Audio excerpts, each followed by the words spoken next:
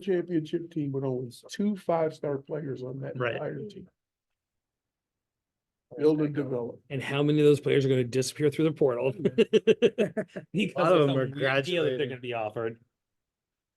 Just All incredible. right, It's 6, so we get bad. 7 and that works. All right. Good evening, everyone. Today is January 10th, 2024, and the Park Authority Board meeting is called to order. Virginia law authorizes the remote participation of board members, provided that a policy exists to ensure that such remote participation is consistently administered. This board has approved policy 111. Any such remote attendance must be approved by the board as long as a physical quorum of the board is actually present. Voice of the remote participant is able to be heard by everyone in the room, and the remote participation comports with the policy. So the first step is a verification that the remote participant's voice is clear, audible, and at an appropriate volume for the meeting room, and also a confirmation of their location. There are 2 members participating remotely tonight, and they have received preliminary approval. Faisal, we'll start with you. Are you connected to this meeting remotely? Yes, I'm at my residence in Providence District. Great. I move that Mr. Khan's voice may be adequately heard in this location. Do I have a second? Second. All in favor? Aye. Any opposed? And that motion carries. Faisal, Tim, you're next. Are you connected to this meeting remotely? I am. I'm participating from my residence in the Drainsville district. Great. I move that Mr. Hackman's voice may be adequately heard in this location. Do I have a second? Second. All in favor? Aye. Any opposed? That motion carries. Second step is verification that the remote participant's physical absence comports with the policy. Pursuant to the Park Authority Policy 111 for remote participation in public meetings, I move that Mr. Tim Hackman and Mr. Faisal Khan be permitted to participate remotely in this meeting because it comports with the policy we adopted, and a physical quorum is present here at the Park Authority Boardroom, 9th floor, Heritage Building. Do I have a second? Second. All in favor? Aye. Any opposed? That motion carries. Maggie Godbold and Ron Kendall are absent and excused tonight, and we can now get started. Linwood, you have the first committee. Going to call the Park Operations Committee to order and turn it right over to Kim. Thank you. Thank you, Linwood. Good evening, everyone. Kim Eckert, Park Operations Division Director. Tonight, I'll be presenting the park improvement projects from the first quarter of FY24. As a reminder, this includes project highlights from July through September of 2023. First up, in the Braddock District, at Park and Forest Park, we completed a trail renovation. This project included 593.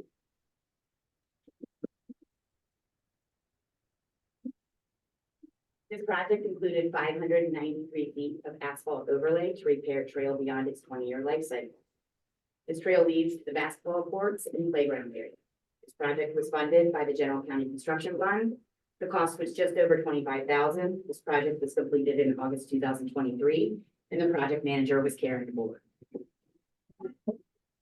In the Hunter Mill District at Cunningham Park, we completed a tennis court resurfacing project. We repaired, resurfaced, and lined 2 tennis courts. We lined the courts for an addition of 2 pickleball courts. This is dual use standard.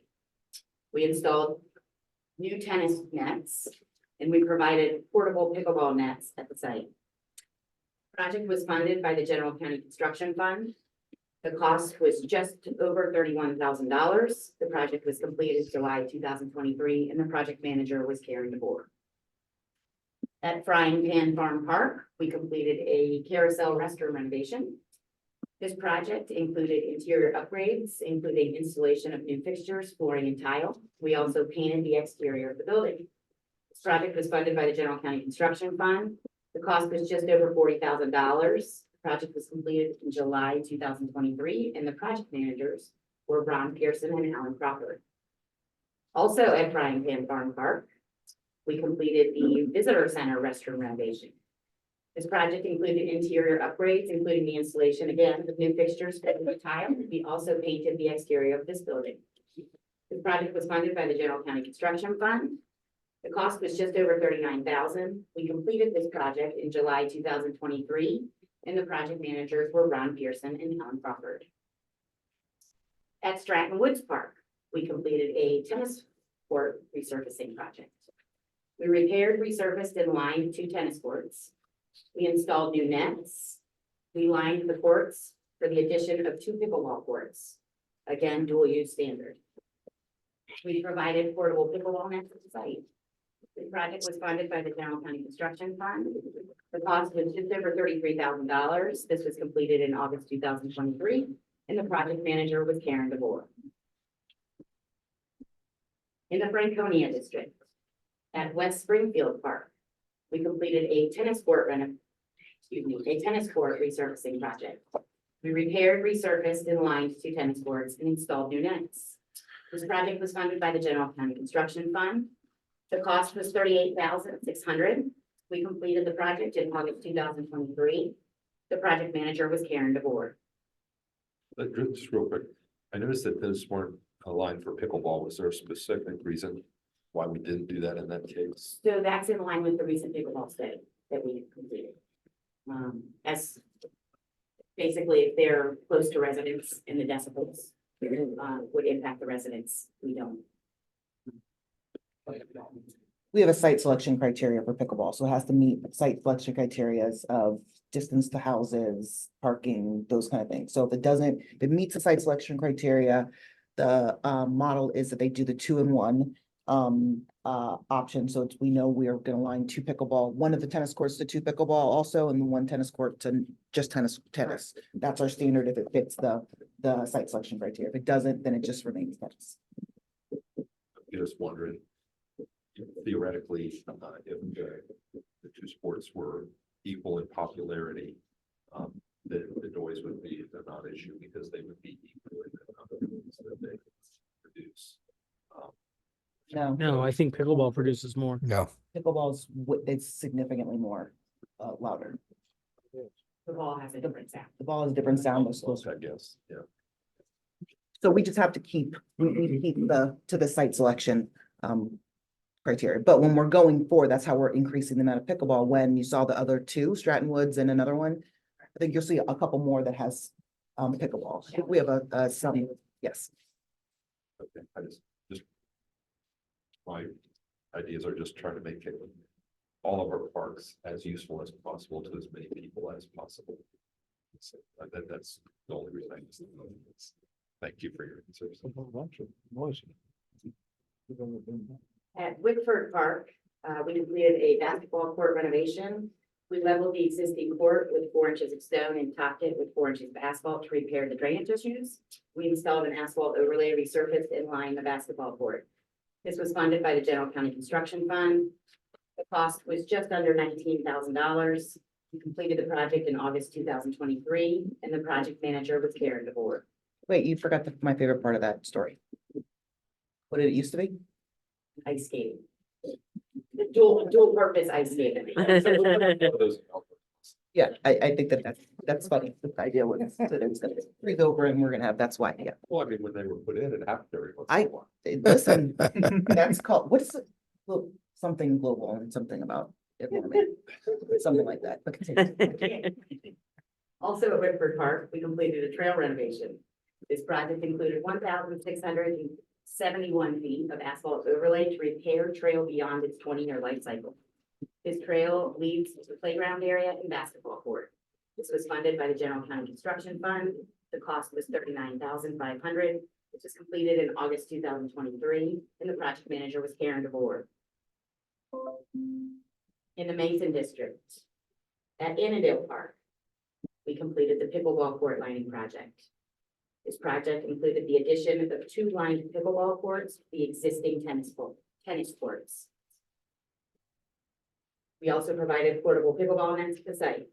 This was funded by the General County Construction Fund. The cost was $3,600, completed in August 2023, and the project manager was Karen DeVore. At Dowden Terrace Park, we completed a trail renovation. This project included 1,750 feet of asphalt overlay to repair trail beyond its 20-year life cycle. This trail leads to the diamond field, tennis courts, basketball court, playground area, picnic shelter, and parking lot. This was funded by ARPA funding, just under $30,000. The project was completed in September 2023, and the project manager was Karen DeVore. which was just promoted. Also in Dowden Terrace Park. This is somewhat of a two-part project. We completed the tennis and basketball court renovation project. We milled off 4 inches of old asphalt surface beyond its repair. We installed new asphalt and applied resurfacer. We color coded and lined the courts. We replaced the old nets, fencing, and gates. This was funded by ARPA. We completed this project in July 2023, and again, the project manager was Karen DeVore. The second part to this project was the basketball court renovation project. Again, we did the same work tasks. We milled off 4 inches of old asphalt surface beyond its repair, installed new asphalt, applied resurfacer, color coded and lined courts, replaced the goals and fencing. This was funded by ARPA. The cost was $227,000 for both projects, so the tennis courts and the basketball courts. This was completed in July 2023, and the project manager was Karen DeVore. In the Mount Vernon district, at Chapel Acres Park, we completed a trail renovation. This project included 750 feet of asphalt overlay to repair trail beyond its 20-year life cycle. This trail leads to the playground area and basketball court. This was funded by the General County Construction Fund. The cost was just over $25,000, completed in August 2023, and the project manager was Karen DeVore. Also in Chapel Acres Park, we completed the basketball court renovation. We installed an asphalt overlay, resurfaced and lined the basketball court. This was funded by the General County Construction Fund. The cost was $6,400. We completed the project in August, and the project manager was Karen DeVore. George Washington Rec Center, we completed a window replacements project. We replaced the natatorium windows with tempered safety glass windows. The new windows are low heat argon gas filled for energy efficiency. The project also included newly sealed vinyl frames. This project was funded by the Revenue Sinking Fund. The cost was just under $86,000. The project was completed in August 2023, and the project manager was Russ Davis. The Providence District. At Idlewood Park, we completed a bridge renovation project. This included the replacement of boards on the walkway bridge. This was funded by the general fund. The cost was $1,100. It was completed in September 2023. The project manager was Anthony Leon, and the project was completed in-house by the Area 1 Park Maintenance staff. In the Springfield District, at Burke Station Park, we completed a walkway renovation. This included the demo and rebuild of 150 feet of concrete steps. This was funded by the General County Construction Fund. The cost was $21,000. We completed this in August 2023, and the project manager was Karen DeVore. In the Sully District, at Chalet Woods Park, we completed a tennis court resurfacing project. We repaired, resurfaced, and lined 3 tennis courts. We lined 2 tennis courts for 4 pickleball courts, dual use standard. We installed new tennis nets and provided portable pickleball nets at the site. So as of today, the Park Authority has a total of 82 pickleball courts in our inventory. This project was funded by General County Construction Fund, completed in September 2023. The cost was $41,000. The project manager was Karen DeVore. Also at Chalet Woods Park, the basketball court resurfacing project. We repaired, resurfaced, color-coded, and lined the basketball court and installed new goals. This was funded by the General County Construction Fund.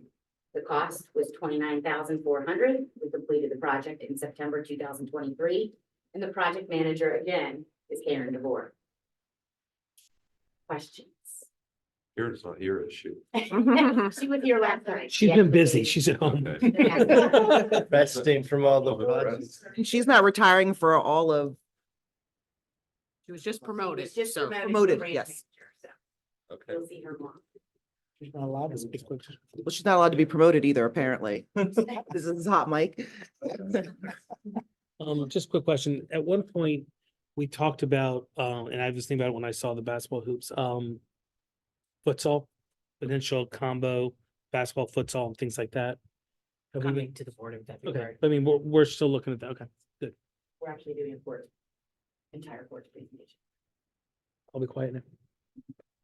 Anybody else? Which is why we summarized how many pickleball courts when we bring the courts project to explain how we're going to be focusing a lot on futsal and other stuff. It's very clear that we're definitely hitting the pickleball community, but we need to be hitting other communities too. We clearly got a lot done this quarter. Thank you very much for the presentation. Ready to move on to the master program stuff? Yeah, Are you at gonna this do that, time- Kim? At this time, I'd like to invite Julie Kahana. She'll present on the master book program.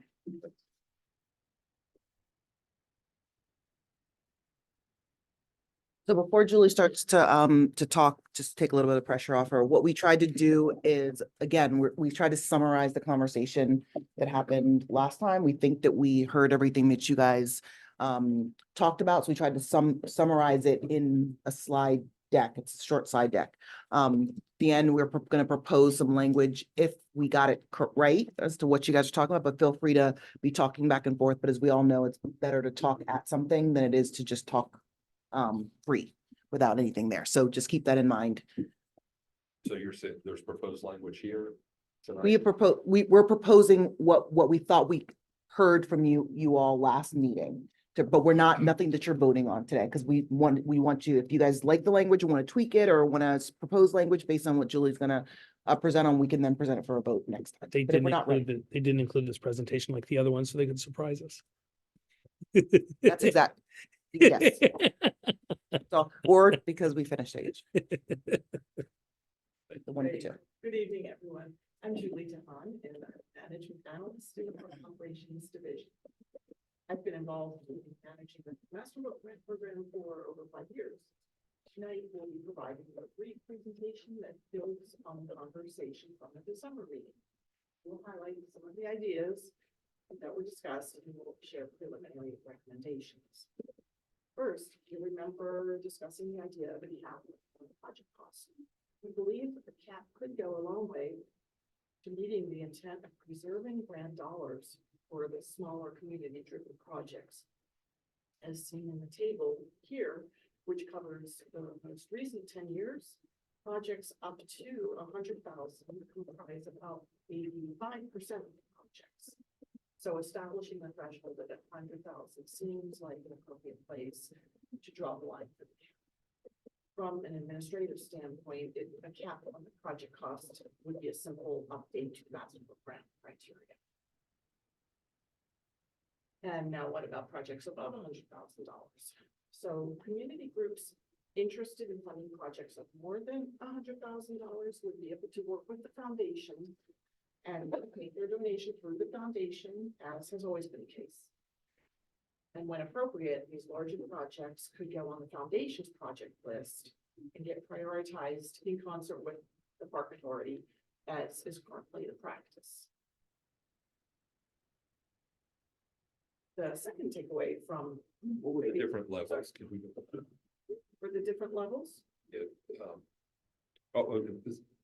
Those are the projects That for the was just last. the summary of historically what we did, it's the actually bottom the ones. last 10 years. Yeah, got it. Okay. So Thank- of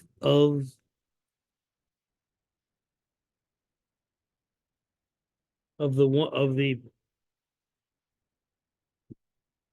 Is that maybe someone?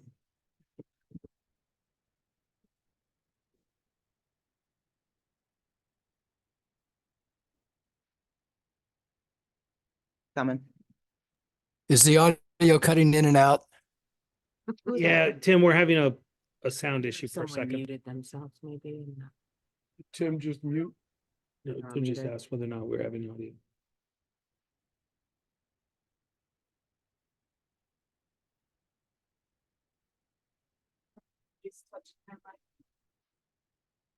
Nope, I didn't kick anything, I promise. Unless you guys have already taped it up. Still doing it? Yeah. Sarah,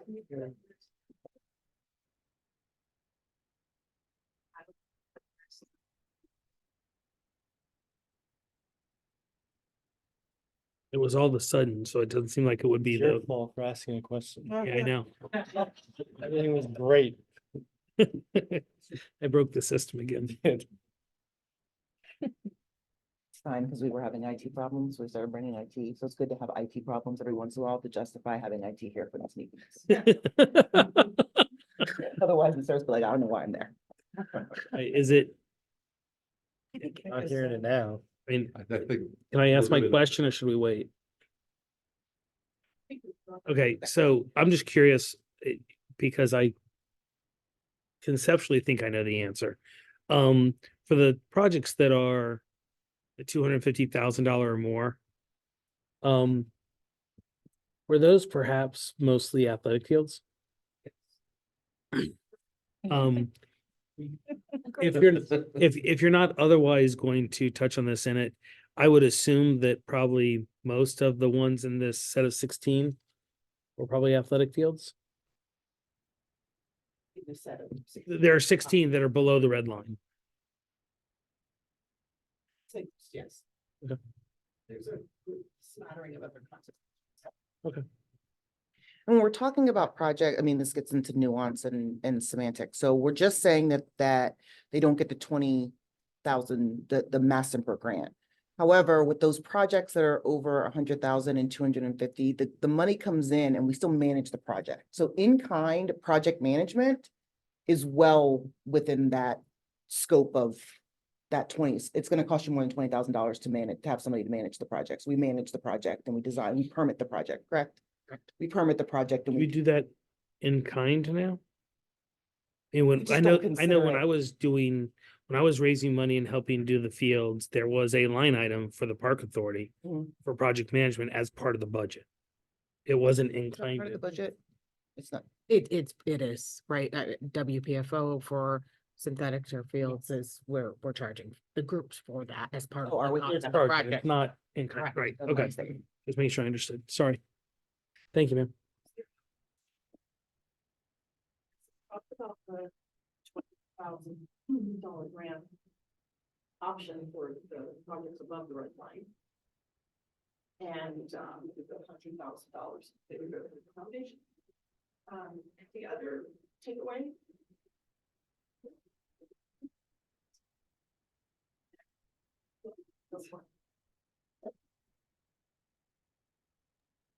Sorry, I'm not hearing the presentation. I'll resume, Tim, so you can hear me now. Can you hear me now? Yes, that's better. Thank you. Great. So the second takeaway that we heard from previous discussions is that we should continue mapping projects against opportunity areas. This up-to-date map seen here includes all 219 grants awarded to date. The project distribution is very close to the map from a year ago, which showed that 25% of projects were located in opportunity areas. Now, here we are 13 grants later, and the number of projects in opportunity areas has risen slightly to 30%. We will continue to perform this mapping analysis periodically to track trends and share noteworthy findings. Can I ask a question, please? So the very low is very low opportunity or very low need? Very low need. Okay, so the very high. So the purple and dark purple are very to focus our. Gotcha. And we also heard that more outreach is needed to raise awareness of the Master Grant Program, especially among smaller community groups and groups doing work in opportunity areas. So you'll see at your seats, these grant cards that we produced a few years ago. They're up for review and refresh, but we want to make sure that you get the reading. So Did you go? Groups, community members, and what the new ones are available, be sure to get them to you as well as to the district supervisor offices. Now, as we've been discussing, it's ultimately going to be the process strategy that will make the difference in achieving equity. So for this next slide, when we hand over to Director Cole, we will talk about the and the bigger picture of how the CIP process can work to leverage. So what we're proposing for this is sort of to balance the equity option is sort of the in Massenbrook and out of Massenbrook. The under $100,000 is really when you're talking about the grand scheme of all of the projects that we do aren't a $10,000 batting cage or $15,000 is not going to move the needle when it comes to equity. But it's the large $1 million projects, $300,000 projects, which really does balance it out. So what we're going to be looking at is the projects that are in Mastonbrook, we'll be doing the equity analysis, as you saw, earlier, and just making sure that we have an equal distribution. Donations above that will just go into the normal way that we are analyzing, projects and CIP when we're looking at investment in specific areas. So the balance there would be possibly, we're never going to say no. So balance might be, we want to know everything that's happening in an area in the 2 years. So if it's a field, if it's a playground, if it's a park that we built, we want to know how much investment a community has had in the parks. And so that we can, balance it out with other parks. The way PROSA is going to work is when we're going to be doing, not just for this, but for everything, and this is not the slides you're going to see. One of the things that we're really working hard on, that maybe in the spring, we'll let you know when we debut it. I think we talked about it before, is we want to have a slide analysis for our decision-making that's PROSA based. And so you'll see a PROSA slide. This is not it, but we just put it because we didn't want to rush it and have it done for here. So that every time we're making a decision as to voting on, if it's a Mastonbrook or if it's a project, CIP project, or whatever it is, a donation, we can look and see sort of what's the bang for the buck vis-a-vis PROSA. And so we really want to have a standard slide that you're going to see in acquisitions, you're going to see in projects, you're going to see in work plan development. You're going to see the same thing that has the PROSA analysis map, couple of us bullets on the side to talk about the project, and then an interpretation of those data to see what, what our to back up what our recommendation is. Sometimes it's, it's nuanced, so we don't want to just show a map, because there might be something like there's a lot of, multifamily housing that's there. And even though there's a lot of active recreation, there's no playground. So we want to put a playground in a place that might not show PROSA that it needs a playground because there's 4 ball fields there, but the kids playing ball don't have a place to play on the playground. So we still want to put a playground there. So that's the PROSA analysis. So we wanted to really highlight how we're going to hit all the things that you all talked about last time in terms of both equity and making sure that the Mastonbrook stays sort of what it was originally intended to be, which is those mom and pop smaller group, help out with the grant so they can do things with the community, but we're still not saying no to the big things that come in, and that just goes through the foundation. So that's the summary. Sorry, go ahead, Julie.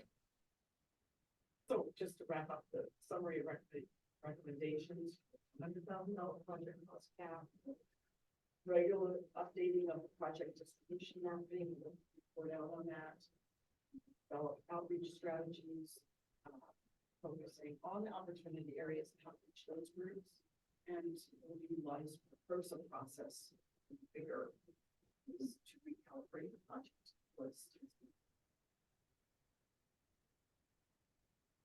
So I think this captures what we talked about, most of the things. The one thing that it doesn't address is the thing that Tim brought up, which I think, has a lot of merit. And I think it could easily be incorporated. I don't want this to be complicated. If you remember some of my remarks last time, we got to keep this simple. We got to keep it so people know they're going to get it pretty much when they're applying for it, all that kind of stuff. But I can see that, to Tim's recommendation, something simple that in our areas of need, or the most needy or the most vulnerable, whatever the right terminology is for that we do something like a 2-to-1 match to help that kind of thing. So anyway, at least it's not in this presentation. I'm trying to sense from everybody whether they thought that was a good idea. Seems like it would be kind of easy to implement, since we're going to have our PROSA map, and in this color in the PROSA map, your 10,000 feet get you 20 instead of 20 getting you 20, something like that was the concept. Was that discussed by staff, or did you? We did. We discussed it. It is more of an administrative nightmare than it seems and that's why I was talking to Tim earlier. It's a great idea, and theoretically speaking, we would love to have everything be apples and oranges. It's a little bit more nuanced than that as to what the administrative, what's the 2-to-1, what is an opportunity area, and this gets into I don't want to get too complex in it, but if this is my opportunity area, which is geographic. It's not park-based, it's geographic. But there's a park that's right here. It's a park itself is not in an opportunity area, but the neighborhood that it serves is a high opportunity area. How do we do that versus it to have to be in an opportunity? We were talking, we think that the $100,000 match, $100,000 and less really sort of solves that problem. And there are other ways that we can tweak if a group can't afford their port. But administratively, we didn't want to leave out ones that really do for that higher up, that really do benefit opportunity area neighborhoods, and leave out ones or put in ones that really aren't serving an opportunity group, even though the park might be in an opportunity area. It was administratively, we couldn't, but that's something we talked about significantly. Consensus on, the board here to that explanation, that we not pursue that, especially you, Tim, since it was your idea. Do we? That's fine. I can understand the difficulty in administering it, and I have no problem going forward with a simpler approach. Linwood, if I may, while I have the floor, just one comment. This may be counter to the equity approach that we were trying to achieve, but let me just throw this out. One thing we might want to consider to keep the top at the same level, given that CPI is running pretty high these days, and on average is probably around 4 or 5%. Would we want to consider adding an automatic $5,000 a year to the cap? Again, if we don't do that, then it seems to me we may be better off, because we are over time, using the money mostly for less and less expensive projects in effect. But I just throw it out there as a consideration. Can I sort of co-sign on what you said and give a proposal? I think that when we do the equity analysis, I think that Julie just showed the map. I think we also look at the cost of projects coming in, and we look at CPI, and then when we come back and we're proposing anything, we can propose that bump of construction costs are getting really high. We're proposing that go to 110, because we're really seeing projects hit that max that aren't able to do. Sure. The intent of this is not to turn anybody away. We want to make it easy for these groups to come in. So if we're seeing that, we absolutely can cut, because it might not. And the only reason I'm not proposing an automatic is we all know what's happening with construction costs. It might be super high for a Yes. couple years, and then it might go back Right. down. And so we really got to match what's going on with construction. So maybe That makes sense, Jay. Just to put a sentence, or at least something in this proposal as we come up with the language for it, that this cap will be periodically reviewed. CIP. Works for me. Where we specifically say we're going to. Who else? Question, what is, in terms of the match, what do we accept in terms of sweat equity project? I'm particularly concerned about these high need areas, probably have low cash. So how do we facilitate projects in those areas? So currently, communities can contribute in-kind volunteer hours as part of their match. Even as all of their match, the only stipulation is that in-kind hours, or rather the match, the grant, can be used to pay for the material costs of the project. In other words, we don't make payments to the people who come with the project idea. So. By the way, Then the sweat equity, or the people who are doing the work, are the residents in the area or volunteers. And none of the dollars can go to professional contract. No, it can go to professional contract. Our money, so if you are proposing a project that you can do yourself, let's say you're going to put up I don't want to say something that we don't allow, community garden. Okay, we put up a community garden, and the materials itself, as the 20, you put in however many people that you want, the sweat equity portion. The materials cost $20,000. The grant can pay for the materials. Therefore, you did not put any money in, but then the materials show up on site and the group go up and build the community gardens. What can't happen is the materials are 10,000 and we're gonna pay the volunteers to come in to do the work. The money has to go towards material. Am I saying that correct? The money has to go towards Or materials. our professional staff. Or contractor, or It contractor would be doing, it, our right, where the professional supplies and stuff are included. But that's one of the things that we really do try to, as much as we can, work with people to see if we can do things in-house, or not. So so the project itself, the project cost all in, we want it to be as low as possible for everybody coming in for a Massenbrook, if we can figure it, that factored into our work. program. And this is Tim Hackman, if I may also ask, Go ahead, Tim. Julie, just for the board's and Jim's further edification, what's the current rate that we are at which we're valuing those volunteer hours? Right, I think we recall it's around $32 an hour. Is whatever Right. the national charities takes it at, and they change it every April. I think it's around. Right, 32. thank you. Just a point of clarification. The example of a high need area and the project serves that high need area, but it's not located in that high need area. You know, and across the street and use the park. How are they treated with regard to? It seems to me if it benefits greatly the high need area, we ought to allow Massenbrook or whatever to occur in that area as well, even though it's not in the. We're allowing Massenbrook to incur everywhere as long as it's under the PROSA analysis and the high need analysis does not in any way dictate which ones we approve or don't approve. What we did for that equity analysis is we had a question. And our question, I think, was a year ago. Oh, the Massenbrook conversation started off, how equitable is Massenbrook? So we said, oh, let's look at Massenbrook and how equitable. And so we did that original study that you saw. We saw we're actually doing pretty good. You know, the project, and that's with very little analysis. That is if the project itself is pinprick located in an equity area. Your question leads to why, and this is a big thing with Kyle as well, why the PROSA analysis is so important, because you can't just take the map and say it is or it isn't. You need that analysis and somebody to say it is not. However, literally across the street is a high density, multifamily, really high opportunity area that this park serves. This park's walk shed actually serves this community. So this isn't actually an equity.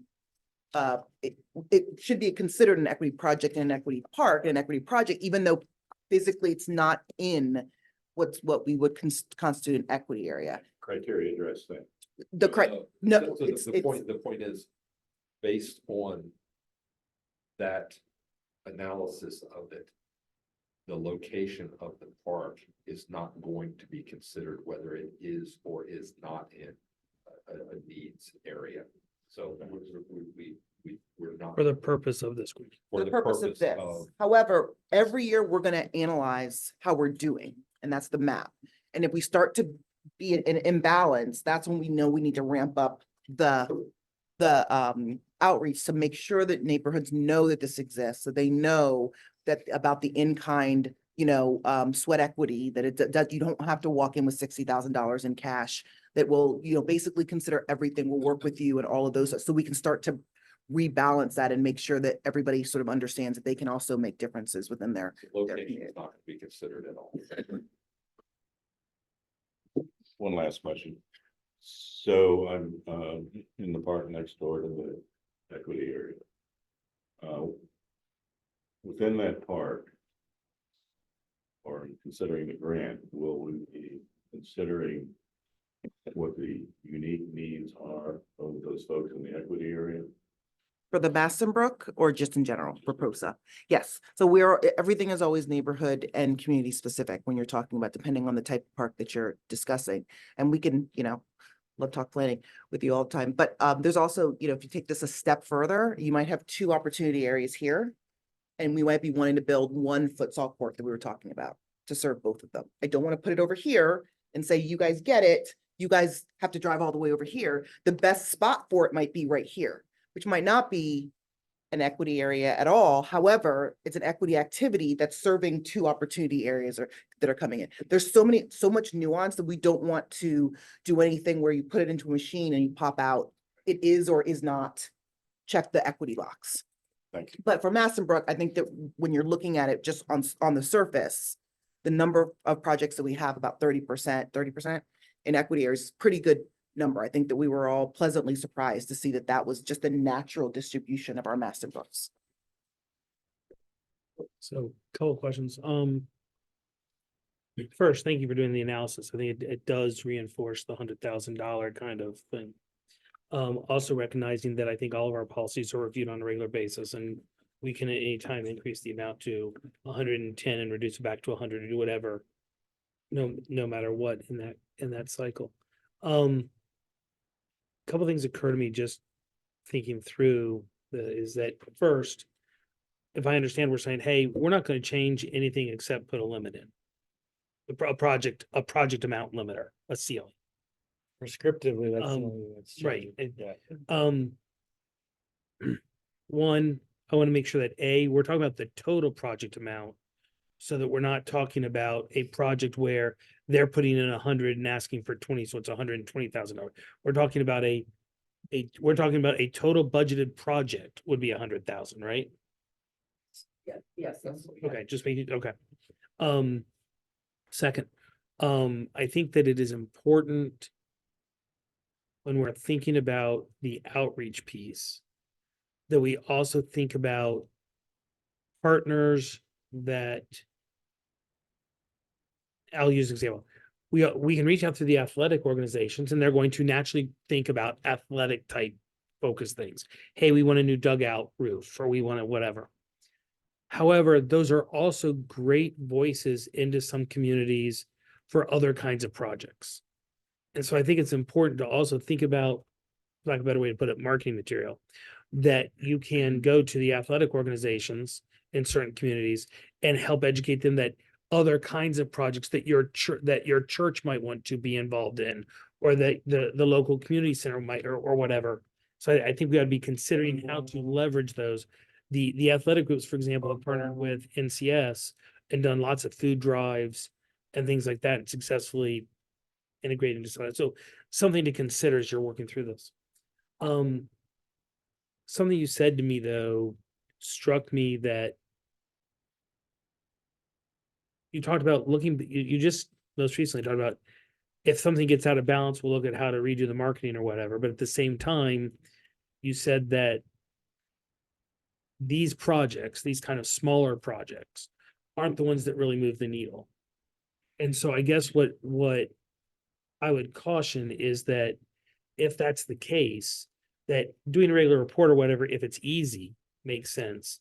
But spending a whole lot of time, energy, and effort on this, if this isn't where it moves the needle, might be time better spent somewhere else on analyses. Clear is that you're right. And when I say the needle, I'm talking about those projects in relation to our $180 Right. million CIP. And I don't mean move the needle. Sometimes projects can significantly impact communities. I mean, it might not move a needle, but a new playground it Right. means the world to the surroundings. So I'm not in any way saying that those are not important projects.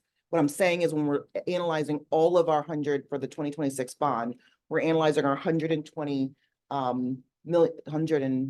million CIP, factoring in the small or $60,000 thing there's not gonna be a balance at that point in Right. time. So we're just gonna, And I'm just analyze those cautioning, different. I'm just cautioning that we not find ourselves spending so much time on this, Oh, these projects, that we aren't spending more time on the other, which that's exactly why we're brings me saying. to a potentially third rail where everybody gets upset with me. Let me, that is exactly what we're proposing. So the analysis that we did, yeah, I'm gonna give them time to to breathe and reconsider. The analysis, and I don't want to put the GIS people on this, the analysis that you saw was not terribly difficult to do. Is that an accurate statement? Now that we have the baseline and we're adding other ones, you can say if I'm lying. You're not. Kim's, okay. So the idea that that's the whole idea, so we're not mixing in And later on, we have all of these projects that we're putting into the CIP too, and it's just a lot of stuff to analyze. So the whole thing, let's just look at the locations for Maston Brook. Let's not really focus on what we were just talking about proximity and the narrative, and let's just see what the percentage is, and then we'll save the big time analysis for the CIP. There's And- huge advantages to keep. Yes, This does hit that. And then finally, so you are gonna go. I Okay. don't I think, was wondering. I don't think it necessarily needs to be done as we work through this policy revision. But we have had multiple conversations as a board where people look at me silly, like, why would we ever vote no on any of this? If we as a board really believe that we're never going to vote no on one of these projects, then I would say we ought to consider changing the process such that, and ask ourselves, why are we involved beyond setting the policy? That if we as a board, I mean, it's great to be able to say, oh, yes, I voted to give you whatever it is that you got. But if that's literally the only reason we're doing it, and that may be a good enough reason, but at some point we ought to consider whether or not we should be setting up a criteria and then just letting staff go through the process of approvals or not. Again, I'm not saying let's do it, let's worry about that right now, but we really ought to consider it since it's come up multiple times. And I've been the one saying, we all voted yes, we can vote no. And everybody looks at me like, no one's ever going to vote no. Well, if no one's ever going to vote no, maybe we should change the process. That's not, we need the ability to say no. I can certainly think of some things that would repulse us all, so I'm not gonna say I'm not where we wouldn't want to spend and fit all the Well, I would criteria, assume that and we staff would wouldn't cover have that. a reason. No, staff would have to interpret the criteria and see if it fit or not.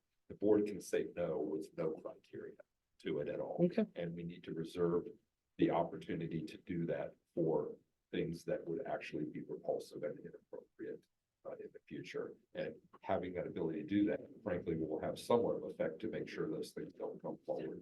I'm the one that said it Just before and everybody a- else thought I was crazy. So I'm just, No, I 100% agree with Linwood on this one. And this whole conversation got started because we started asking questions I agree. with the potential to say no. So I think we should preserve that. Yeah, the staff will not have it. They will have to interpret it. Right. By the rules. Okay. We don't have to. We Right. can say no. Then we should all be willing to vote no. Yes. Jay, I believe I heard you say this was gonna be done, but with the CIP and other sources of funds, there's gonna be a process screen. We are heavily working on for the when we're populating the potential for the 2026 bond. We're going to be doing so with a personal lens and an equity lens. So we're doing a lot of pre-work for the 2026, not bond, 2026 bond of looking at past CIP investments, so we can know how we've invested across the system, so we can sort of make sure that we don't have areas of disinvestment, and then PROSA lens, so we can prioritize. The whole point of PROSA is to be able to prioritize our decision making to hit the best bang for the buck. So the decisions, with regard to the funds prior to new funding being available are just a thing aside. Say that again. The current CIP that doesn't rely on the 26 bond. Correct. 2026 bond is what it is, and it will continue to be that way, regardless of whether there's a balance or imbalance with regard to opportunity, need areas. Things that are in our current work program so it's up to 2025, right? 2025 is when the 2026 is when the 2026 bond. 26. 26. The work program was set, a lot of those were set in motion way prior to when PROSA sort of came out. So, but from absent of the CIP, because there's still projects that are not large enough to be populated in the CIP, but we're still working on the work program. Absent of something working through, we are going to use PROSA to make, decision-making between, what's the next project, what's the next. So we are using it, not as, there's not as a, not mechanical is not the way, a static, every time you're going to look at this and you're going to see that. That's what we're working on. So that all staff sort of understand how to use PROSA, because a tool is just a tool if you don't know how to interpret that tool. So we're working on the interpretation portion to make sure people aren't interpreting it, wrong. I hope that answers your question. We can talk about it. I would just add to that is with revenue sinking fund, general fund sinking fund, we have an opportunity now, even prior to the 26 bond, to direct funding to certain areas of the county to address any inequities that we're seeing in our capital spending. So we're not waiting until then. Every time we're looking at projects lists for any of those funding sources, we're always considering equity in those decisions. We just had a conversation today. I won't say the name, but we're talking about, I think it was a futsal court, possible futsal court in a meeting just the other day. And it was like, you know, where the question was, where do we put it? Where do we put the one? And there was a list and, you know, it was me, Sarah, Kim and I, and we're looking, it's like, oh, I think this is the thing. And then Sarah's looking it up and we're looking at the location and whatever. And it came out like, this is a perfect location. There isn't any rec around PROSA, blah, blah, blah. And so that we are absolutely putting that into motion all the time. We just did a project here a year ago. We didn't do a project in sort of this area. We are absolutely trying to balance our limited funds as much as needed. Everybody? So we have a consensus to ask staff to put together the necessary language for this for next. Yes. Very much. Yeah. Thank you. Is there any other business for the Park Operations Committee? Anybody got any interest? Seeing none, I adjourn the Park Operations Committee. Bill, you're up. All right, I call the community engagement Do you want me to sit over there? Can I sit here? to order. Yes. I don't think. All right, Jay, you're up. Guys from a different vantage point. Have we printed an annual report? We have not printed an annual report. This is, so, one of the things that and I will apologize, and congratulate staff again. I probably brought this up at the worst possible time. We might have been the busiest that we've ever been when I said, let's do an annual report, at which point nobody groaned at all because we weren't at all busy. But that was one of the things that came up. We don't come up and present sort of all of our accomplishments and some of the great things that we do every year. We need to figure out in what manner we can do that. We thought for this first time to do, this is sort of the executive summary of annual report. The annual report is a much longer PowerPoint. So I pulled out some highlights to talk about this time, but we wanted something that if we wanted to evolve this, there's something that perhaps is what we do when we have our joint BOS Park Authority meeting. We can run through sort of all of the things that we are doing. But no, since I've been here, I don't think, what's the last time? We've actually, yeah, We did prior to COVID. we've actually done annual Yeah. reports every year, printed annual reports In the past. that were very, very good. And the public enjoyed them. And it was nice to hand it to And it certain was nice people. to hand it to certain people. When's the last time we did one? Pre-COVID. Pre-COVID. So we will, They're helpful also the fundraising. I haven't even gotten past the first slide. That's obvious that this was a good idea. I'm absolutely surprised when I asked that. No, when I saw this, I said, Yeah, this would be a nice handout and an annual report. I think that we will work on, So this is something that got killed by COVID and hasn't come back up. Yeah, it did. I think that one of the things that we should talk about with that is the timing, like when's the best time to do it, because if we talk about it now, then staff can be ready for, you know, and we can assign. When do like, budget what's the best- discussions start? Can you either do it, yeah, fiscal or calendar year? And calendar year lets you do it before the budget discussions happen. Exactly. The calendar year lets you do it before the budget discussion. Yeah, because then you're the calendar year would handing be coming out 'Cause then we can hand now-ish. it out while we're having the. handing it out in January or early February is not a bad thing. Right, because the budget will be released in the middle of February. We'll just do 2023, so this is 2023 annual, just ignore the FY. Well, Edit on the fly. I was gonna do this, what, 2 times, like last time when we had the marathon board meeting, that it was like, I think 10 o'clock at night and we hadn't eaten yet or whatever it is, so we deferred. Okay, so that having been done, thank you very much for, okay, so the first thing I wanted to highlight, again, this is snippets, it's almost the executive summary of the really wonderful report that I really encourage you to go through. you know, we're an award-winning agency, and I'm sure it's gonna be news to everybody here how much I like to win things. And this is just a snippet of the things that we have, won this year. I think we just actually won. Oh, we just won. Driving ranges. Oakmont, Berkeley, good top. Driving range, top 50 driving. Yes, we just got that from two of our driving ranges, best driving ranges in the country. That did not make it, to that school out of there, as well. We won, NACRA awards. Luca, won the new professional awards. We won, Award of Excellence for the magazine for Park Takes, graphic brand awareness for our branded bike racks. 30 under 30, which was really huge. Again, Luca, Summer Camp List, USA Today's 10 Best Leaders Choice for our splash pad. Second place for our Special Harbor. We just, we really, raked up the awards this year.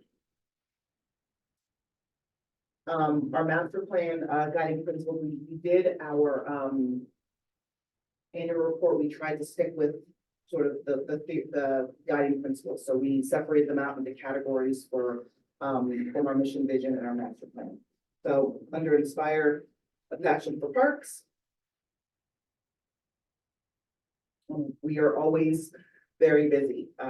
In July to September 2022, with the Riverbend Maintenance Facility opening, with Fairfax Fireworks, Latino Conservation Festival, as always, the 4-H Fair, National Public Lands Day, Sully Community Center open, Oak Hill Open House, the rodeo, the photo on the left, we did a really good showing at the annual rodeo as well.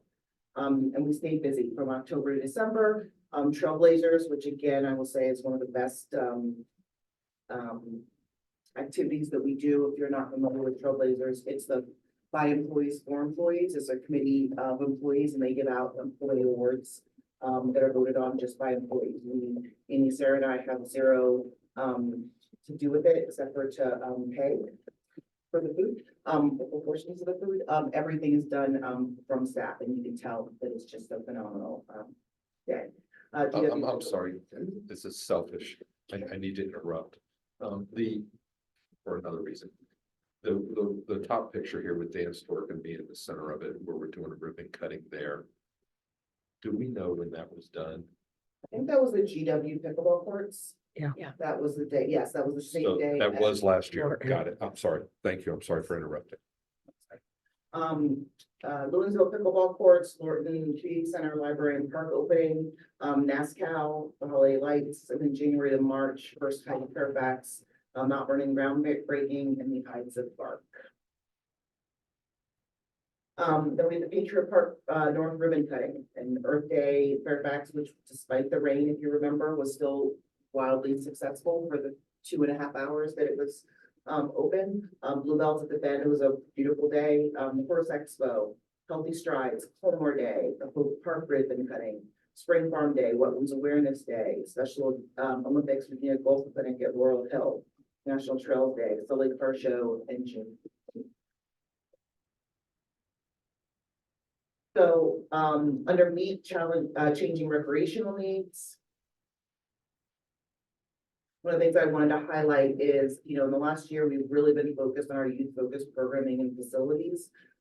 We talked about the rec center study, and in the rec center study, one of the big recommendations was adding in childcare centers. And we have done that we're about to open the one in Cup Run. We have drop-in hours at the Franconia Rec Center, Soft Playroom, Oakmar, Rec Center, the childcare reopened. We have the preschool at Spring Hill Rec Center that reopened. We have 36,779 unique customers that are under the age of 18 and 13,000 active programs. So those youth focused programs and our daycares and all, we really did a bang up job this year in focusing on those, especially in our rec centers. I think that the Cup Run is January 27th. January 27th is when that one opens. It's also important we talk about our childcare centers for a different type of equity of allowing parents Moms of small children, dads of small children still be able to take advantage of everything in our rec centers and drop their kids off while they're able to go work out or go swim. It really is a barrier to getting healthy. A lot of times when you have young kids and you can't pay for a babysitter, but the ability to go in, and we don't care what they do, they just have to stay in the center. I want to say that for all the parent moms and dads out there, if you wanna sit at a table in the lobby and read a book, you may do that as a rec center member, drop your kid off at the childcare and go and do that. Pickleball accomplishments, as Kim pointed out, we have over 80 pickleball courts to date. In FY23, we did a noise mitigation study. We added 14 new dedicated pickleball courts, 14 new shared use pickleball courts. In FY24-25, we are working on the pickleball implementation planning. And we have 16 dedicated pickleball courts and 6 shared use pickleball courts. Okay, court renovations completed in FY20. Remember, this is FY23. The next time you'll see it, if we just choose to do it on calendar year, it'll be for the whole year. So a lot of things that you guys heard today are not included in that. So these are just some of the court renovations that we completed in FY23. Board Street basketball, Berg Station basketball. I'm not going to read all of them, but we did a lot of courts. I have to say about staff, you can't tell which ones we contracted out and which ones we do in-house. We really do a phenomenal job. If you ever at MLK Park, the tennis court renovation there were done 100% in-house, and they're done phenomenally. We just don't have the time or the staff to be able to do all of them ourselves. But if we could, we absolutely would, because we do the best work. So totaling about $1.1 million in court renovations. Advancing park system excellence. Patriot Park North really was a watershed project for us. It really got us into the sports tourism game. That facility, if you've never been there or you haven't been there yet, please go out in there and check it out. It's just a phenomenal facility and a phenomenally run operation.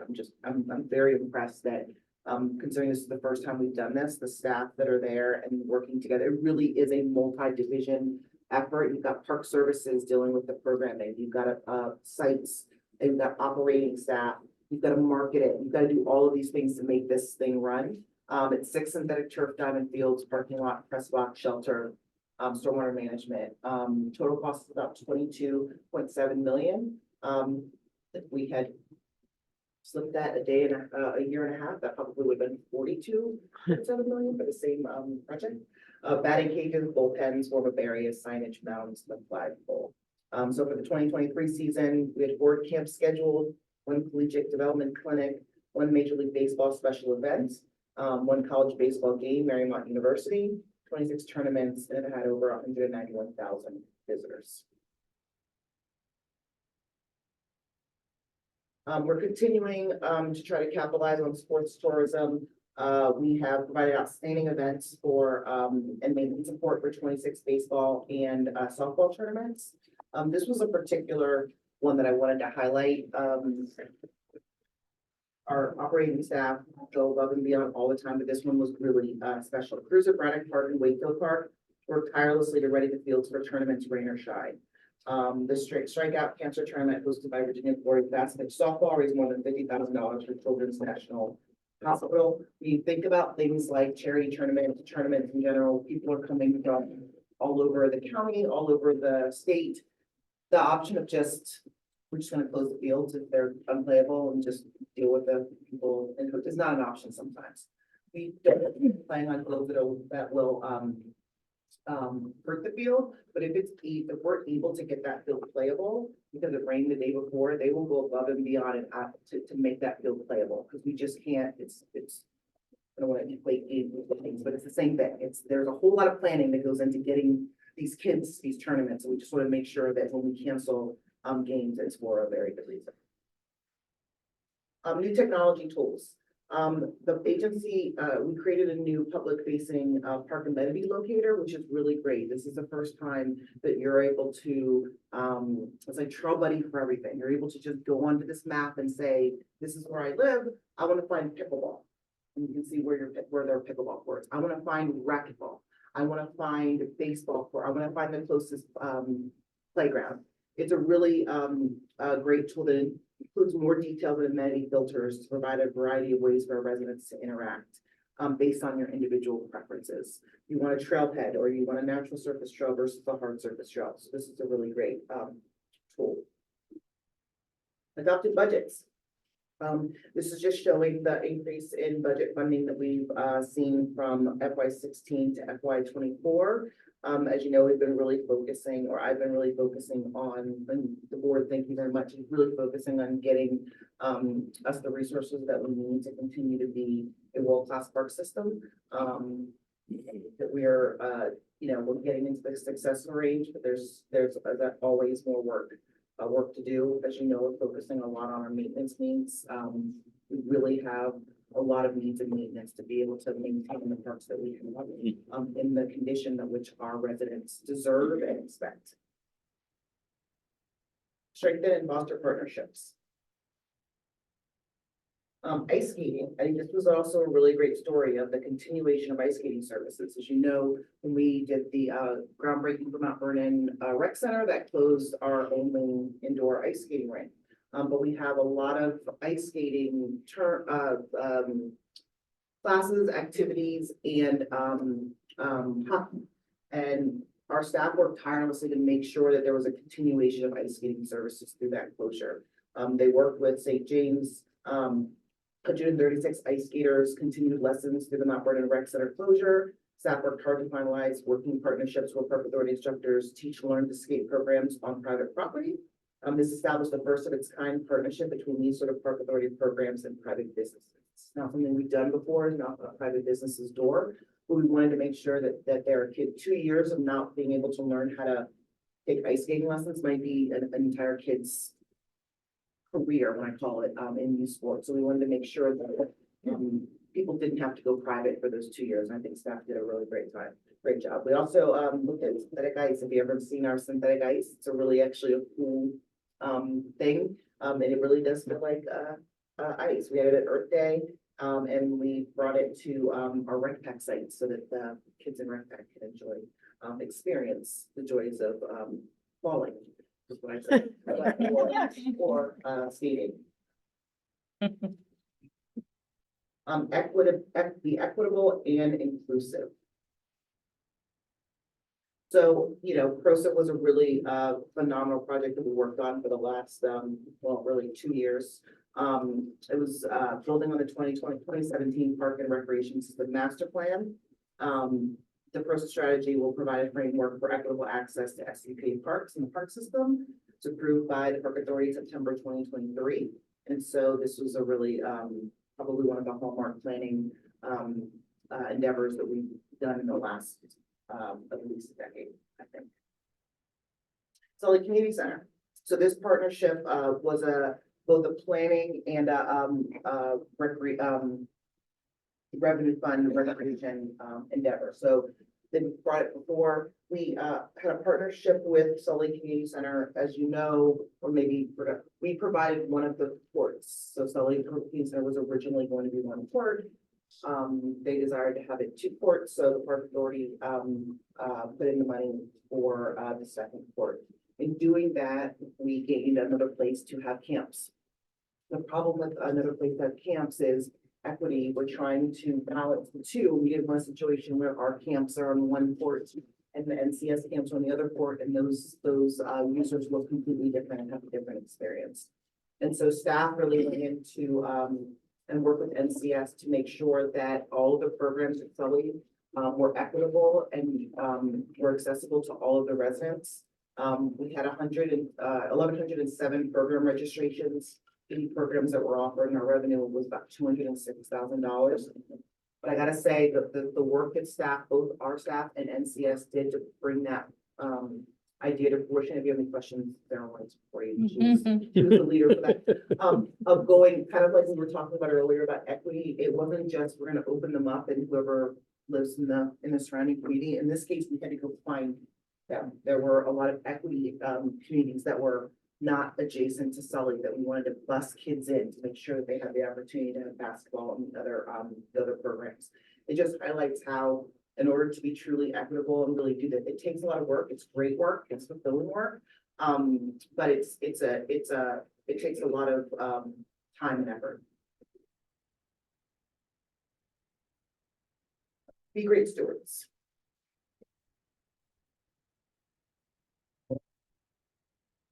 A resident curator program. These are some of the highlights from there. The Lake Long Valley, the foundation and the mortar restoration project. We remortared the original brick portion, the gravel for drainage on the foundation walls. Drainsville Tavern repairs.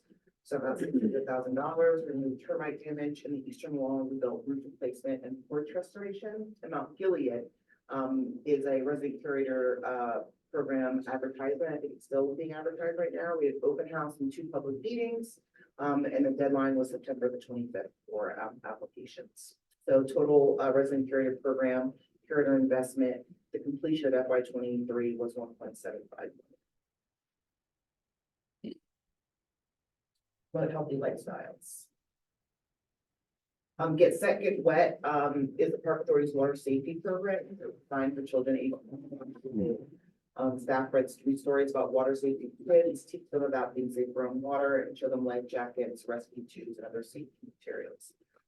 If you never heard me soapbox about kids and swimming, drowning is the #1 unintentional cause of death in minority children. I think it's actually like 70 firearms now, but before that it was drowning. It's very important to get kids as young at an age as possible to be comfortable in water. And Get Set, Get Wet is a pioneering program that provides that access really before they get to that kindergarten, 1st grade level while they're in school. 150 presentations, 2,500 kids across all 9 rec centers, 112% increase in FY 2020. I think we wanted to work Get Set, Get Wet. I think we're putting it in. Putting one in. We're gonna win an award for Get Set, Get Wet. Golf Enterprises exceeded revenue and the net goal. So this is the, as you see, golf is continuing to be on the rise. You see the revenue over expenses for FY 20 through 23. We're not seeing it plateau. We've never seen it plateau, but golf is still absolutely booming in the county.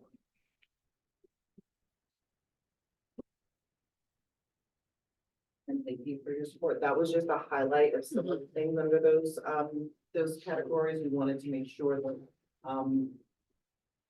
included in the normal ribbon cuttings and the park openings that we do, that we sort of highlight specific things that we focused on for that year. And that's Great. Kudos. Any questions? Comments? With that, we are adjourned. Right, and we'll take a recess until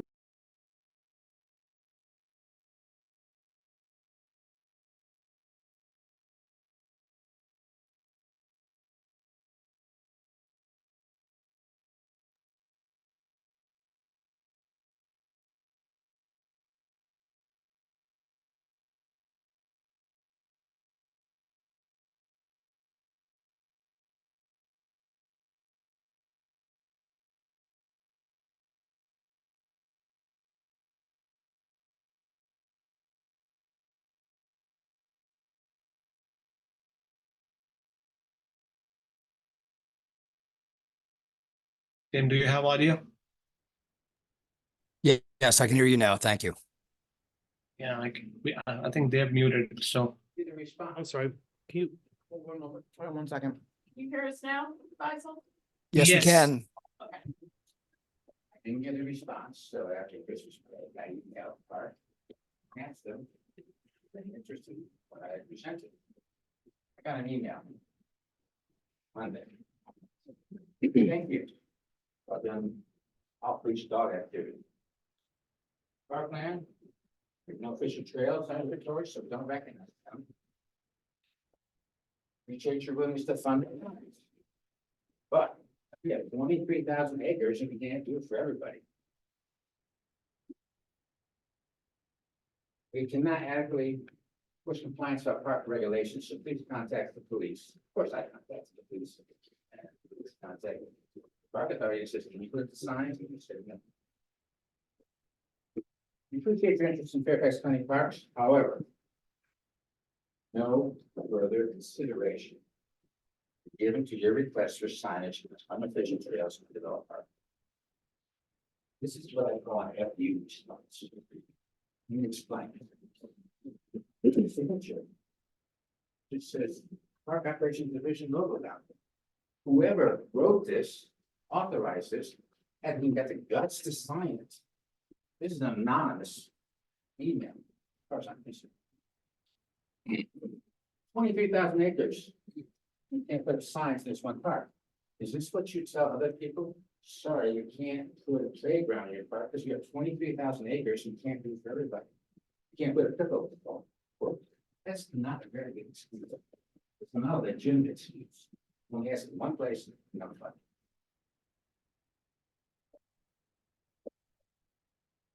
This is the.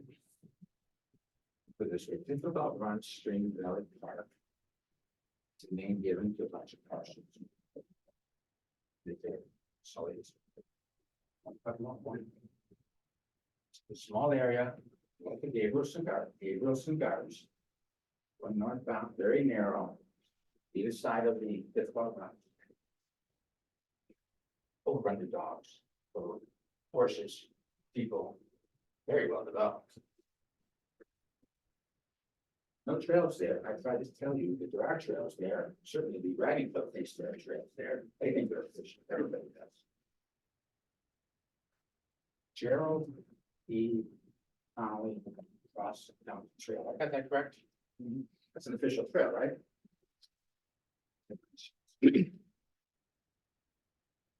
Runs through this park. I came here with legitimate reasons, asking for help. Gave me an FU response, or that someone did. No further consideration will be given to your request. Okay, I understand. Didn't do that because you're part of it. There's something wrong here. I'm just asking, please, someone talk to me. Meet with me, Mr. Chairman. You can do something. You could appoint a special committee of one. If someone who's willing to volunteer to talk to me. You could direct the executive director, who's very good at people. Look at this, meet with me, see if we can resolve this issue. What am I doing? I'm not a fool. I know. And I think you know this is not about the dog. It's a bigger issue. Retaliation. I think I gotta give you a little example. I have a dispute with my neighbor over Pipestone. They built a fence, over half of my east. It's gonna move it. They're taking what they did. They came at me with everything. Everything. One of the things that came at me was the code of compliance. All of a sudden, I was under investigation for retaining walls, disturbing dirt, signs, everything. No big deal. They were all on.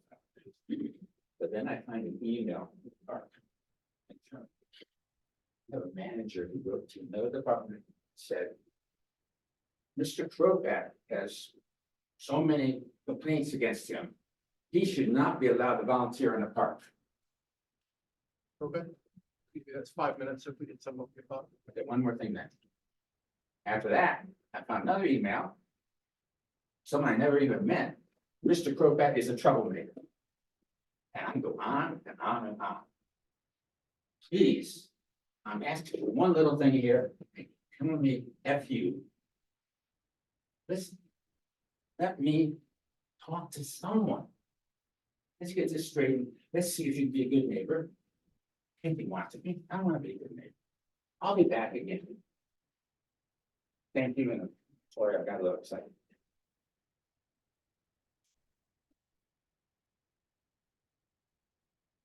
Been any other speakers? No, sir. All right. We have one administrative item this evening is the recommended adoption of the minutes of the December 13th, 2023 Park Authority meeting. Do I have a motion? So move. Second, Second. all in favor?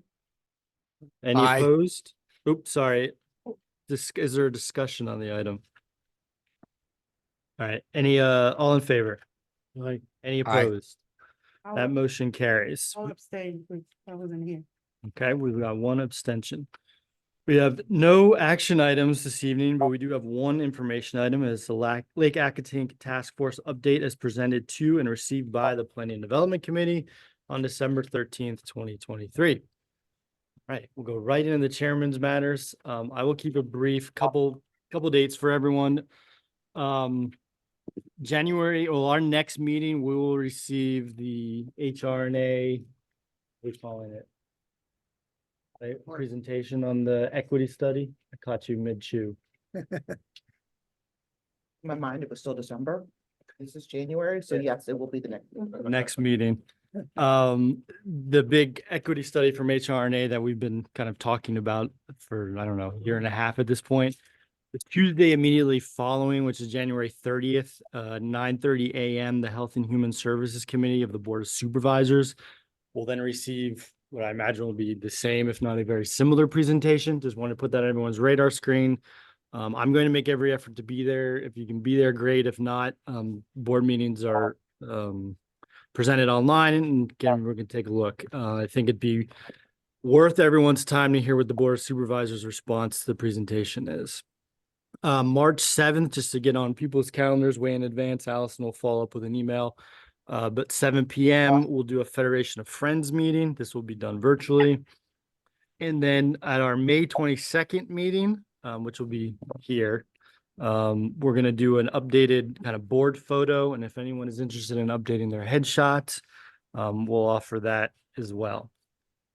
The other thing I did want to say is just recognize Jim for his service and time on the board. This is his last meeting with us. Just thank him for all he's done, the contributions he's made, the perspective he's brought, particularly on equity. He's asked some really good questions over the last year that I've been in this chair. And I think it's helped move things forward. And I did want to present this little memento for your service, something to remember us by. We'll give you a little plaque with the shield on it. Yes, please. All right, well, I guess. Why did you think, why did you think you were getting at? it's got to go in the annual report for next year. Yes, for next year. Right. What do you want to do right here? Right here is great, actually, so it's perfect. It's beautiful.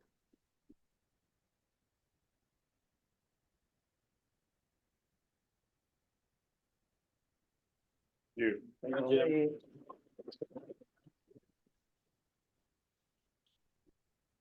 That's all I got, Jay, before you take another bite. Yeah. All right. I did a lot of the,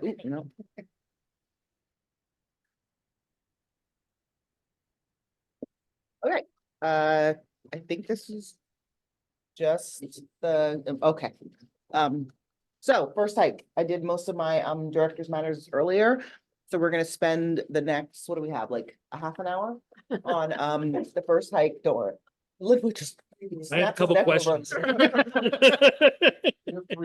Yeah, on the first hike. So just to refresh your memory, it's a program to encourage our community to celebrate the new year with an adventure along FCPA parks and trails. We did a phenomenal job of advertising for First Hike. I got stopped a lot of times from legal to other people in the county when I'm in the government center who complimented us on the endeavor for First Hike. The parks were packed. I believe Ben said that he had to wait in line. He had to wait in line to get into Huntley Meadow, which is one of our more popular photo locations. For First Hike this year, we had more than 350 photos that were submitted. More than 100,000 people voted for the People's Choice Award. So photos were entered in the following categories: nature and landscapes, people, pets, and wildlife. The QR code is on there right now if you want to look at all of the photo album, which I highly recommend. Best in Show awards were awarded in each category, and 3 at-large awards were presented. Winners received FCPA gift cards redeemable for rec center admissions, classes, camps, and special ticketed events. Next slide. without further ado, this was my choice for Director's Choice Award. I mean, how do you not pick that Fox? And if you have kids or grandkids and I'm gonna put a song in your mind, like what did the fox say comes through? So you're welcome for the rest of, you're all welcome for the rest of the day. So that was the Director's Award. Next slide. This is the Judges Award. This is a really cool backwater ebb photo at Jerry Connolly Cross County Trail and Difficult Run. This was the People's Choice Award winner at Huntley Meadow Park. As photographers taking the photo as Ben was circling the parking lot trying to park. It's a really pretty, is that a mallard? It's a mallard. Next slide. You know one bird anyway. Okay. Nature and Landscapes, Christine Lyon for Jerry. Is that the same? Oh, not same. At Jerry Connolly Cross County Trail. And Wildlife at Huntley Meadows Park. What is that one called? It's a hooded merganser. Yes. I believe that's the same bird that won that Yes. that award for the what was the award? What it was. It was- like in that Geo thing, wasn't it? Nat Or Geographic Smithsonian? Wildlife Photo Bird category. Oh, yeah. So global award was at Huntley and the species of bird. Next slide. Pets, Steve Mason at Pohick Creek. I love what are you asking me for? Look on the dog? Yeah, what do you want? And People, Eric Moko from the Cub Run Stream Valley Park. Love that way that they're both looking up at, very cute. Next slide. Here's some honorable mentions for people and wildlife and nature scapes. Some more honorable mentions. Burke Lake, I believe that bottom left.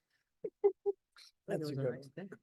I love the Lego. It was the woman taking the photo, the Lego or the fox. It's a very hard choice. And his head's askew. Is that one of those cat backpacks? Uh-huh. That's what it looks like. I didn't know that was a thing until just now. What is it? Cat backpack. It's a cat. You're kidding.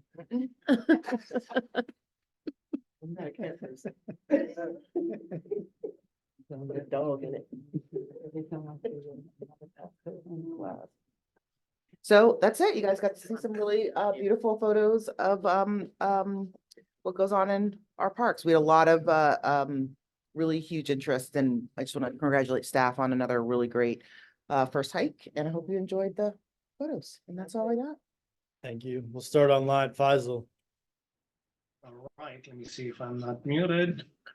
All right, so I want to thank Jim for his service. It's quite a surprise, but we'll miss you, Jim. And we wish you good luck with whatever you're going to do in the future. And for the rest of the crew, be prepared. We are wrapping up our nomination for this year, and you'll be hearing from me if you have not already. We had a chat. So with that, I'll pass. Thank you, Tim. Tim Ackman, just Jim, many best wishes. Thank you for serving with us, and we've enjoyed your companionship. Mr. Chairman, I pass. Thank you. Abena. Happy New Year, everyone. Good to see all of you back. Congratulations and all the best, Jim. It was a pleasure serving with you. Michael. Jim, thank you for all you've done. The professional background that you have and all that you did for the county long before you came to this board had a huge impact. And bringing that knowledge to the board was really, really useful. So that will be missed. Truly appreciate some of the ways you helped me understand the county works in the real world versus the way people think it does. So thank you for all that. I hope you go and do something enjoyable with your time. And I hope you, every time your homeowners association has an issue with the parks, you call the chairman. Since you are a Springfield resident. What? Jim, absolutely honor, privilege to work with you. Certainly enjoyed our offline conversations also. I'm gonna miss your presence, man. Good luck. Bill, congratulations on your new beginning. Sad to see you go, but it's been a pleasure working with you, and you and I have had a lot of good chats after hours, and thank you for your guidance and for all that you've done for the county for all these years, and don't be a stranger. Don't go away. Cynthia? Well, first kudos for all the wonderful accomplishments for you and the team. Everything was so exciting. Hope to see that printed out somewhere so we can show it around, but that's perfect. And for you, young man, it has been a pleasure and an honor to know you and to be on the board with you, and wish you all of the very best in this new chapter. Ken? Oh, You Jim, said Ken, I think. are you really going? I'm afraid so. Well, it's been a. Depends on what offers he gets in the portal. Pleasure Portal's hot. working with you, and as has already been said, you brought a lot of great experience to the board. Very valuable. Wish you the best. And I want to chime in on what's already been said about the projects report we got. And I think kudos need to go to staff for all they accomplished, as was brought out. Great job, guys. Super. And with that, I will pass. Jim, you got the last word. Last word. Well, it has been my honor and privilege to work with each member of the board and with the staff. You can't help but be impressed with the quality of people we have working for the Park Authority, from the top to the field to wherever. You can see that people care. And that's really exciting. I will say, even when I was planning director, I had a passion for parks and actually toyed with them for a while. And made some contributions there. So actually, that was the most, well, I had some other fun in the planning department, but that was kind of a treat. So it's really special that, upon my retirement, Sharon Bulova at one point asked me if I'd like to serve on the Park Authority board, and I said, yeah, I'd love it. So it's kind of, I won't say reliving my childhood, but reliving my younger years in the profession. So I want to express my appreciation to the staff for the fine job that they do, and for the privilege of serving on the board, and it's been just great. Thank you. Thank you.